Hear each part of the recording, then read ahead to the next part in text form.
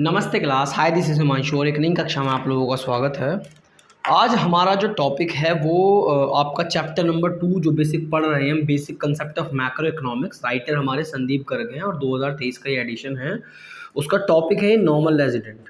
ठीक है, तो बेसिकली ये बुक हमारी है लेकिन हम उसको हैंडमेड नोट्स में कन्वर्ट करते हैं। आप हमारे पुरानी वीडियोज़ में जाके देख सकते हो। तो शुरू करते हैं। द पॉइंट इज़ कि नॉर्मल रेजिडेंट एक्चुअल में होता क्या है। ठीक है, समझते हैं इसको। ये रहा, लिखते हैं। कॉपी पेन लेके बैठो प्लीज़, क्योंकि ये बहुत ज़्यादा आपको हेल्प कराने वाला है। और अगर आप फेयर कॉपी लेके बैठते हो तो प्रॉमिस है कि आपकी स्कूल की कॉपी ऐसे तैयार हो जाएगी जो आपके स्कूल के टीचर तैयार नहीं करा सकते। ठीक है, द पॉइंट इज़ कि व्हाट इज़ नॉर्मल रेजिडेंट, यानी कि कौन एक नॉर्मल रेजिडेंट कहलाता है। ठीक है, रेजिडेंट का मतलब अगर मैं हिंदी में बात करूँ तो उसका मतलब होता है कि निवासी। रेजिडेंट के लिए क्या शब्द इस्तेमाल किया जाता है? निवासी शब्द इस्तेमाल किया जाता है। ठीक है, जहाँ पे आप निवास करते हैं, जहाँ पे आप रहते हैं। ठीक है, एक शब्द होता है नागरिकता, सिटीजनशिप, वो इससे थोड़ा सा डिफरेंट होता है। तो पहले इसके बारे में जान लेते हैं कि ये क्या है। ओके, बैकग्राउंड को अवॉइड करें, सब अपने अपने काम कर रहे हैं। ये कहता है कि रेफर्स टू एन इंडिविजुअल, यानी कि किसी एक की बात आप कर सकते हो। रेफर्स टू एन इंडिविजुअल और ऑन इंस्टीट्यूशन, आप किसी एक अकेले व्यक्ति की बात कर सकते हो, किसी एक इंस्टीट्यूट की बात कर सकते हो। ठीक है, हु व्हाट, हु ऑर्डिनरी मतलब सामान्य तौर पर वो रहता है, रिसाइड्स ठीक है, in the country, in the country. एक अकेला व्यक्ति या फिर कोई इंस्टीट्यूट जो रहता है किसी देश के अंदर। And whose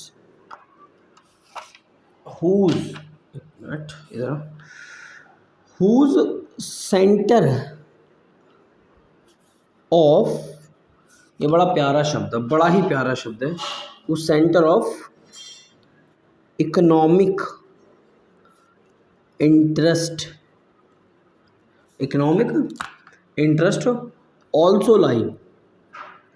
also lie in that country. Sir क्या लिखवा दिया इतना सारा? सर मेरी बात सुनिए भाई। एक सामान्य व्यक्ति, एक इंडिविजुअल पर्सन, या फिर आप किसी इंस्टीट्यूट की बात कर सकते हो जो किसी भी देश में रहते हैं। मान के चलिए कि आप एक इंडियन हैं, ठीक है, और आप सपोज करिए यूनाइटेड किंगडम की तरफ, या फिर आप यूएस से वगैरह, जो लोगों को बहुत फेमस है कि नहीं अमेरिका जाना है, आप अमेरिका में जाके रहने लग जाते हो और आपका जो इकोनॉमिक इंटरेस्ट है वो भी अमेरिका के लिए ही हो जाए। एक एग्जाम्पल की बात कर रहे हैं, ठीक है। बाकी कोई आप देश को छोड़ दीजिए, आप इंडिया को छोड़ दीजिए, इंडिया के बाद आपके लिए सब कुछ विदेशी है।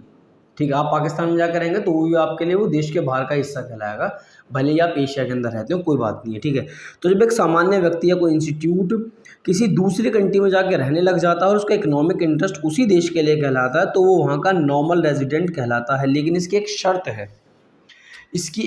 है, शर्त ये है कि अगर वो व्यक्ति, वो जो इंडिविजुअल पर्सन है, जो हमने इसको इंडिविजुअल टिक किया है, ये जो इंडिविजुअल पर्सन है या फिर जो इंस्टीट्यूट है, इसके आगे एक शर्त है। शर्त ये है, शर्त क्या है, पहले मैं इस बात को नोट में लिखूंगा। शर्त मेरे भाई ये है, ताकि फिर आप ये पता कर सको कि किसकी बात हम यहाँ पे कर रहे हैं। अगर कोई एम्प्लॉय, ठीक है, इफ़ द एम्प्लॉय, ठीक है, if the employ are working, यानी कि कोई भी वर्कर्स जो हमारे कहीं काम करते हैं विदेश में, working for more than 1 year. बड़ी तगड़ी बात है ये, ध्यान रखना। ये जो मैं 1 ईयर को मार्क करूँगा, 1 ईयर वाली बात, ताकि आप लोगों को ये वाली बात आराम से ध्यान रह सके। 1 ईयर, ठीक है, इन सच देखो मैं नोट्स बनवा रहा हूँ इसलिए मैं इतना सारा लिखवा देता हूँ, ठीक है, इसीलिए। इंटरनेशनल इंस्टीट्यूशन, ठीक है, देन बिकम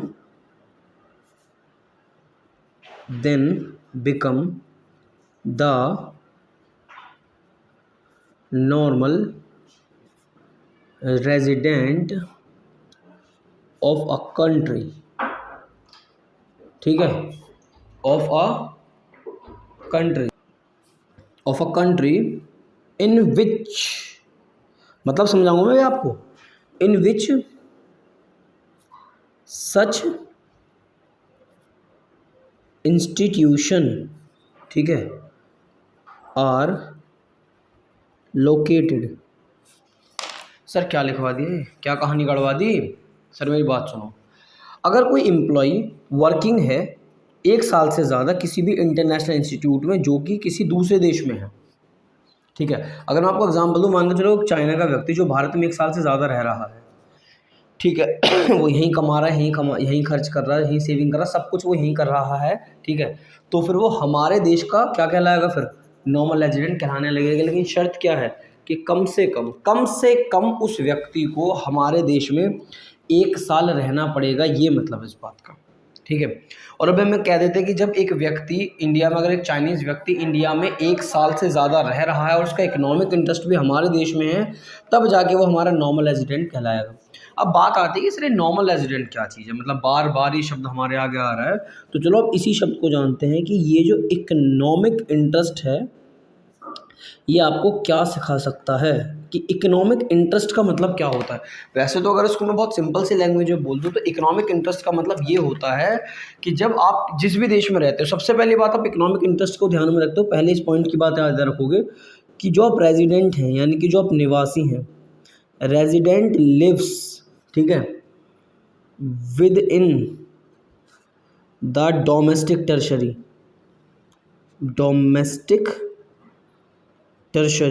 मतलब क्या इस बात का, अगर आप विदेश में रहते हो तो आप किसी डोमेस्टिक टर्शरी में तो आते ही होंगे। अगर आप मान के चलो कि आप चाइना में जाके रहने लग गए, ठीक है, तो फिर आप चाइना की डोमेस्टिक टर्शरी के अंदर रह रहे हो। और अब क्या है आपका कि जहाँ आप रहते हो, ये दूसरा पॉइंट है इसका, जहाँ पे भी आप रहते हो, जो आपका रेजिडेंट है, बेसिकली जो आपका रेजिडेंट है, resident carries out basic economic activities, ठीक है, ऑफ व्हाट, तो resident carries out basic economic activities of earning. इसका ये मतलब है भैया, आप किसी फलाने देश में रहते हो तो आप उसकी डोमेस्टिक टेरिटरी के अंदर रह रहे हो, आप उसी डोमेस्टिक के अंदर कमाते हो। स्पेंडिंग का मतलब क्या है, खर्च करते हो, और वहीं आप अपनी क्या करते हो, जनरली सेविंग करते हो, यानी कि वहीं खाना वहीं कमाना, फ्रॉम दैट लोकेशन। तो आपका इकोनॉमिक इंटरेस्ट उसी पर्टिकुलर देश के लिए हो जाएगा, तब आप उस देश के एक सामान्य निवासी यानी कि एक नॉर्मल रेजिडेंट कहलाएंगे, ठीक है। इसी चीज़ को रेजिडेंशियल शिप से भी दर्शा देता है, ठीक है, किसको दर्शा देता है, वो रेजिडेंशियल शिप से दर्शा देता है। और वो रेजिडेंशियल शिप में इसमें देखो, क्योंकि ऑलमोस्ट सेम सा ही है, वो ज़्यादा फ़र्क तो इसमें आता है नहीं, ठीक है, क्योंकि उसके लोग कहते हैं कि बस वो क्या कहता है कि जब आप इसी चीज़ को देखो, मैं इसको हाईलाइट करके लिख दूंगा हैशटैग करके, मैं यहाँ पे एक शब्द और ऐड कर रहा हूँ, रेजिडेंटशिप। क्या ऐड कर रहा हूँ मैं, रेजिडेंटशिप। वो कहता है कि रेजिडेंटशिप एक कैसा कंसेप्ट है, it is a economic concept, it is on economic concept, कोई सामाजिक कंसेप्ट नहीं है, इकोनॉमिक कंसेप्ट है, सोशल कंसेप्ट नहीं, इकोनॉमिक कंसेप्ट है, ठीक है। इकोनॉमिक कंसेप्ट का मतलब ये है कि जहाँ पर आप खाने कमाने जाते हो बेसिकली, और वहाँ व्यक्ति अपने इकोनॉमिक एक्टिविटीज़ को परफॉर्म करता है, ठीक है। अगर आप एक देश में 1 साल से ज़्यादा रह लेते हैं, आपका इकोनॉमिक इंटरेस्ट भी उसी पर्टिकुलर कंट्री के लिए है, तो आप उस देश के एक सामान्य नॉर्मल रेजिडेंट यानी कि एक रेजिडेंशियल शिप आपको वहाँ की उसको आपको मिल जाएगी, ठीक है। इसके बाद जब वो रेजिडेंशियल शिप आपको समझा देता है, ठीक है, जब वो रेजिडेंशियल शिप आपको समझा देता है, तब वो आपसे बात करता है कि हमें जो नेक्स्ट टॉपिक है हमारा वो ये है कि हमें जान लेना चाहिए कि सिटीजनशिप में फिर क्या डिफरेंस होता है। किसकी बात कर रहा हूँ मैं, सिटीजनशिप की। अब सिटीजनशिप को अगर हिंदी में इज्जत दी जाए तो जो एक व्यक्ति, एक नागरिक, बेसिकली क्या कहता है वो, नागरिक, स्पेलिंग गलत हो सकती है शायद हिंदी में मैंने, ठीक है, रिक इधर को हो जाएगा, ठीक है। नागरिक मतलब आप किस देश के नागरिक हैं, ठीक है, आप किस देश के नागरिक, गलत लिख रहा हूँ भाई मैं नहीं लिख रहा हूँ, हिंदी में नहीं लिखा जा रहा मेरे पे वाला, ठीक है, माफ़ करना, ठीक है। तो आप सिटीजनशिप का क्या मतलब है वो नागरिक की बात जनरली आपसे वो यहाँ कर रहा है, ठीक है। अब वो आपको क्या सिखाएगा नागरिकता के चक्कर में? सबसे पहले तो वो ये कहता कि जो सिटीजनशिप है, कि जैसे रेजिडेंशियशिप के लिए कहा गया कि इकोनॉमिक कंसेप्ट है, भाई ये लीगल कंसेप्ट है, ठीक है। It is an legal concept. Legal concept का मतलब क्यों है? क्योंकि यहाँ पे अब ना आप किसी देश में रहना अलग चीज़ है, वहाँ की नागरिकता अलग चीज़ है, वहाँ का निवासी होना अलग चीज़ है। आप किसी जगह पे जाके रह सकते हो, लेकिन आपको उस जगह की पूरी मान्यता तो नहीं मिल सकती ना, ठीक है। एक विदेशी बंदा इंडिया में वोट नहीं डाल सकता। जिस व्यक्ति के पास इंडिया की सिटीजनशिप नहीं है, वो व्यक्ति इंडिया में वोट ही नहीं डाल सकता। तो मुद्दा ये कि सिटीजनशिप एक्चुअल में है क्या? तो लीगल कंसेप्ट है। अभी लीगल कंसेप्ट बनता किस पे? तो वो कहता है कि on the place, on the place, on the place का मतलब है on the place of birth, यानी कि जिस देश में अगर आप भारत देश में पैदा होते हैं तो आपको अपने आप भारत देश की सिटीजनशिप मिल जाती है। उसके लिए आपको कोई भी टेंशन नहीं लेनी पड़ेगी ऑफ द पर्सन। एक बात मैं बता दूं, जब तक ये कश्मीर का मुद्दा सॉल्व नहीं हुआ था, जब तक वो आर्टिकल्स जो आपकी धारे वारे नहीं हटाई गई थी, तब तक कश्मीर के अंदर ये चीज़ चलती थी कि आपको वहाँ डुअल सिटीजनशिप लेनी पड़ेगी, कि आपके पास कश्मीर की भी नागरिकता है और आपके पास भारत की भी नागरिकता है। और बड़े नियम कानून थे कि अगर आप कश्मीर से बाहर जाते हैं तो आप कश्मीर की नागरिकता खो देंगे, ब्ला ब्ला, बहुत कुछ था। बट अब ऐसा नहीं है, अब तो सारा एक ही है। और किसकी बात कर रहा है? सम व्हाट लीगल प्रोविज़न। यहाँ पर लीगल प्रोविज़न का मतलब है या तो आप हमारे भारत देश के अंदर पैदा हुए हैं तो आप हमारे भारत देश के नागरिक हैं, या फिर क्या होगा कि आप कानूनी मदद लेके, बेसिकली जो लीगल प्रोविज़न की मदद से भी हमारी भारत सरकार अलाउ कर देती है, allowing a person to become a citizen, ठीक है, टू बिकम अ सिटीज़न, यानी कि आप कानून की मदद लेके भी हमारे भारत देश के नागरिक बन सकते हो। तो बेसिकली ये था आपका कौन सा वाला टॉपिक, जिसको आप डिस्कस कर देते हो कि भाई ये नॉर्मल रेजिडेंट क्या होता है, सिटीजनशिप क्या होता है, रेजिडेंशियलशिप क्या होते हैं, ब्ला ब्ला, ठीक है। उसके बाद वो इसमें एक दो एक्स्ट्रा पॉइंट और पढ़ाएगा जो आपकी बुक के अंदर गिवन है। अक्सर उन पर ज़्यादातर बात नहीं होती, बट अब आप यहाँ पे एक बात ध्यान रख सकते हो। अब आप यहाँ पे एक बात ध्यान रख सकते हो, एक ही पर्टिकुलर टाइम पे एक जो व्यक्ति होता, अ पर्सन, एक ही सेम टाइम की मैं बात कर रहा हूँ, अ पर्सन, इसको काटो, a person can be a citizen, यानी कि वो किसी देश का नागरिक हो सकता है, ठीक है, ऑफ वन कंट्री, यानी कि अगर मान के चलिए कि आप हैं इंडिया के तो आप सिटीज़न किसके? इंडिया के। And at the same time, ठीक है, आप उसी वक्त एक रेजिडेंट हो सकते हैं किसी दूसरी कंट्री के, कि मैं नागरिक तो भारत का हूँ लेकिन मैं कमाता यूएस से रह के हूँ और 1 साल से ज़्यादा मुझे यूएसए में रहता हो गया। और वो एक अलग बात है कि जो जहाँ व्यक्ति रहता है वहीं कमाता, वहीं खर्च करता है, वहीं सेविंग करता है। तो भैया आप एक टाइम पे एक कंट्री के सिटीज़न, सही है, और उसी टाइम पे किसी दूसरी कंट्री की क्या हो सकते हैं? रेजिडेंट हो सकते हैं, ठीक है। ये वाली बात अब आपको यहाँ पे आ गई। अब यहाँ पे वो बुक के अंदर आप देखते हो वैसे तो, पर हमें एक चीज़ और जान लेनी चाहिए उससे पहले कि हम एक छोटा सा टेस्ट योर सेल्फ इस चीज़ का पढ़ लेते हैं कि टेस्ट योर सेल्फ आपको क्या समझाना चाहता है। सबसे पहले बता दूँ कि कौन व्यक्ति नॉर्मल रेजिडेंट इंडिया के अंदर है। एक Indian office working in the Indian embassy, एक इंडियन है, ऑफिशियल वर्किंग करता है इंडियन एम्बेसी यूएसए के अंदर, ठीक है। तो वो हमारे ही देश के उसमें आया, क्योंकि उसको जो राशन पानी जो कमाता है वो सब कुछ सैलरी वैल्यू से हमारे यहाँ से मिलेगी, ठीक है। लेकिन वो 1 साल वाली लिमिटेशन ध्यान रखना। एक जापानी टूरिस्टर, बल्कि अभी मैंने इसमें एक चीज़ छोड़ दी है, मैं उसको अभी पूरा कराऊंगा कि किन लोगों को हम लोग अपने नॉर्मल रेजिडेंट में काउंट नहीं करते, ठीक है। अगर एक विदेशी व्यक्ति जो भारत में सिर्फ घूमने आया है वो आपके देश का नॉर्मल रेजिडेंट नहीं हो सकता। अगर एक इंडियन पाकिस्तान जाता है क्रिकेट मैच देखने तो भी वो आपके देश का नॉर्मल रेजिडेंट नहीं हो सकता। एक Indian working in the UNO office से जो कि अमेरिका में स्टेबल है, भैया वो भी आपके देश का ही, वो क्या कहलाएगा? माफ़ करना, मैंने उल्टा बोल दिया, एक आ दीजिए, वो जुबान फिसल गई। ये तो हो नहीं सकता। लेकिन अगर एक इंडिया पाकिस्तान में मैच देखने जा रहा है, एक इंडियन पाकिस्तान मैच देखने जा रहा तो इंडिया का, मैच देख के वापस आ जाएगा भाई, तो ये तो है, ठीक है। एक इंडियन व्यक्ति जो यूएन ऑफिस में काम करता है 1 साल से कम के लिए, तो वो भी हमारे देश में काउंट होगा, ठीक है। एक इंडियन एम्प्लॉय जो कि डब्ल्यूएचओ के साथ काम करता है वो इंडिया में ही लोकेटेड है, अच्छी बात है, इंडिया के अंदर काम कर रहा है, इंडिया में लोकेटेड है, भले इंटरनेशनल इंस्टीट्यूट है, क्या फ़र्क पड़ता है, तो इंडिया का ही, ठीक है। फिर वो कहता है कि भैया एक फॉरेन टूरिस्टर है जो इंडिया में आया सिर्फ ताजमहल देखने, ताजमहल देखेगा अपने घर चले जाएगा, ये नहीं है। कोई इंडियन मुस्लिम जो कि हज के लिए जाता है, तो भाई वो है तो इंडियन मुस्लिम ना, वो भले हज करेगा वापस अपना आ जाएगा, ठीक है। तो ये भी हमारे देश के जो नॉर्मल रेजिडेंट उसमें काउंट होता है। द पॉइंट इज कि किन लोगों को आप अपने देश के नॉर्मल रेजिडेंट में काउंट नहीं करते, ठीक है। द मुद्दा इस नेक्स्ट वाला पन्ना हमें यहाँ देखने को मिलेगा, वो क्या कहता है कि आप किन लोगों को देश के नॉर्मल रेजिडेंट में काउंट नहीं करते। तो उसको जानते हैं और समझते हैं कि वो क्या बताना चाहता है, ठीक है। ये सब कुछ आपकी बुक के अंदर गिवन है, बस एज अ नोट्स ये आपको प्रोवाइड करवाया जा रहा है। नेक्स्ट पॉइंट क्या है कि बेसिकली द नॉट इंक्लूडेड, ये कहता है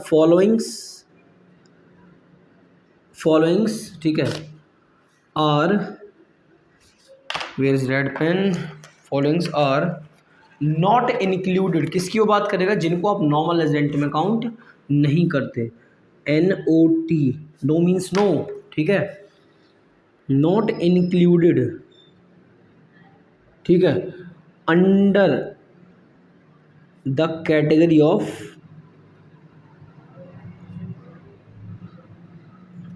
ऑफ नॉर्मल रेजिडेंट्स। अब आप यहाँ पे जान पाओगे किन लोगों को आप अपने उन लिस्ट में शामिल नहीं करोगे जो आपके नॉर्मल रेजिडेंट। कोई फॉरेन टूरिस्टर है, कोई विदेशी बंदा अगर आपके देश में घूमने आता है या आप किसी भी देश में घूमने जाते हो, तो आपको वहाँ की जो रेजिडेंशियल शिप है वो नहीं मिलेगी। एंड बेसिकली जो विजिटर्स होते हैं, जो बाहर से आपके देश में विजिट करते हैं, तो आप ऐसे व्यक्तियों को अपने देश के नॉर्मल रेजिडेंट में काउंट नहीं करोगे। फिर उसने कहा कि जो विदेशी स्टाफ होता है, नौकरी चाकरी वाले, फॉरेन स्टाफ ऑफ एम्बेसीज। अब एम्बेसीज में बता चुका हूँ ऑलरेडी क्या है, ठीक है। ये जो विदेशियों के यहाँ पे ऑफिसेस खुले हुए हैं, जो बेसिकली कॉमनवेल्थ कंट्री नहीं थी, जो अंग्रेजों के गुलाम नहीं थे, ठीक है। कोई ऑफिशियल बंदा हो गया जो ऑफिशियल काम के लिए आ रहा है, कोई हो गया आपका आर्म्ड फोर्स का बंदा हो गया, एक्सेट्रा, ठीक है। इसको मैं दिखा दे रहा हूँ ऐसे, ETC। तो ऐसे व्यक्तियों को आप अपने देश के नॉर्मल रेजिडेंट में काउंट नहीं करते। इसको थोड़ा सा पीछे से लिखते हैं, बट कोई बात नहीं। कोई भी इंटरनेशनल ऑर्गेनाइजेशन,